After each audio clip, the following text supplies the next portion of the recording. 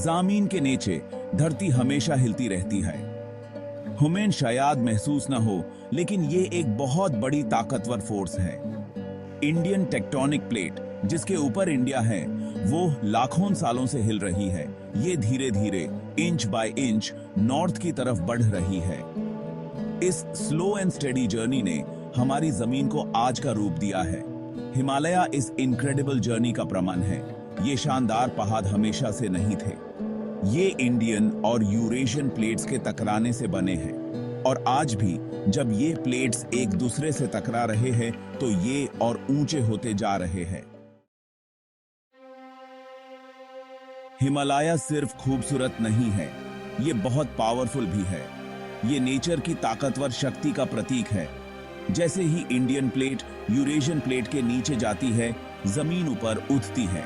जैसे किसी जायंट के माथे पर रिंकल्स, वैसे ही ये पहाड़ और ऊंचे होते जाते हैं। ये मूवमेंट स्लो है, लेकिन ये कभी रुकता नहीं। इस मूवमेंट से ब्यूटीफुली और खतरा दोनों ही आते हैं। जिन फोर्सेस ने हिमालयास को बनाया है, वही फोर्सेस इस रीजन को अर्थक्वेक्स और लैंडस्लाइड्स के लिए भी प्रोन बनाते हैं। हिमालय में जिंदगी एक डेलिकेट बैलेंस है। यहां लोग ये जानते हुए जीते हैं कि जमीन कभी भी हिल सकती है।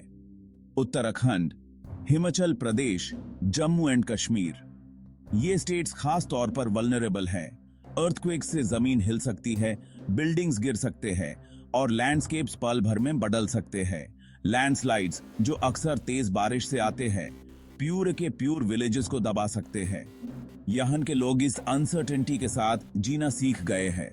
ये नेचर की पावर की इज्जत करते हैं।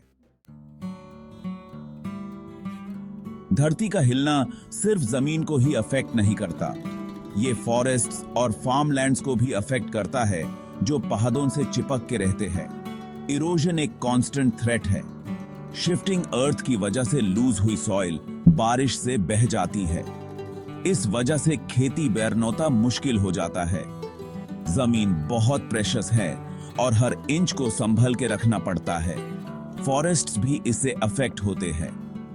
बदलते हुए लैंडस्केप की वजह से लाइफ का बैलेंस बिगड़ सकता है। सेक्शन 5, पहाड़ों की सांस। हिमालयास को अक्सर थर्ड पोल कहा जाता है। पोलर रीजन्स के बाद सबसे ज्यादा बर्फ यहीं जमा है। इस आइस से वो नदियां निकलती है जो इंडिया और दूसरे कंट्रीज में फ्लोती है और लाखों लोगों को पानोती देती है। लेकिन आप जानते हैं, पहाड़ क्लाइमेट चेंज के प्रति सेंसिटिव होते हैं। ग्लेशियर्स बहुत तेजी से पिघल रहे हैं। इससे वाटर सप्लाई प्रभावित होती है, जिसके चलते कुछ इलाकों में सूखा पड़ सकता है और कुछ इलाकों में बाढ़ आ सकती है। सेक्शन 6, ऊंचाइयों से तालमेल। मुश्किलों के बावजूद लोग हिमालय में सदियों से रहते आ रहे हैं। उन्होंने इन कठिन स्थितियों में ढलनोता सीख लिया है। उन्हें जमीन की गहरी समझ है। अपने घरों को ढलानों पर बनोताते हैं। ऐसे पारंपरिक तरीकों का इस्तेमाल बेर के जो पीढ़ी दर पीढ़ी चले आ रहे हैं। वो ऐसी फसलें उगाते हैं जो ठंड और पतली हवा को सहन कर सकें। वे पहाड़ों की लय को अंडरस्टैंडिंग ते हैं। यह जानते हैं कि कब यात्रा बैरनोटा सुरक्षित है और कब रुकनोटा बेहतर है। अब हम की के गाय बग बयाका दिए हैं। सेक्शन 7, प्रकृति से एक वादा। हिमालय का फ्यूचर हमारी कार्रवाइयों पर निर्भर करता है। हमें नेचर के साथ तालमेल में रहना सीखना होगा। सस्टेनेबल डेवलपमेंट बहुत जरूरी है। हमें अपनी जरूरतों को पूरा बैरनोटे के लिए ऐसे तरीके ढूंढते होंगे जिससे पर्यावरण को नुकसान न पहुंचे। इसका मतलब है जंगलों का सम्मान बैरनोटा, नोटदियों की रक्षा बैरनोटा और स्वच्छ ऊर्जा के स्रोत खोजनोटा। इसका मतलब है पहाड़ों और उनोत के बीच रहनोट वाले लोगों की बुद्धिमानोती को सुनोट नोटा। सेक्शन 8, हिमालय को एक ट्रिब्यूट। हिमालय हमें नेचर की पावर और उसकी नाजुकता दोनों की याद दिलाता है। ये बेहद खूबसूरत और लगातार बदलते रहनोते वाली जगह है।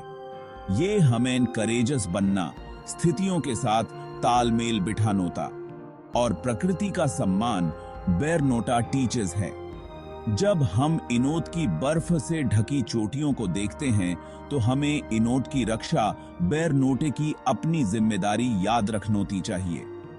डाउन नोट वाली पीढ़ियों के लिए हमें इन शानोद्दार पहाड़ों के साथ तालमेल बिठाकर रहनोता सीखनोता होगा।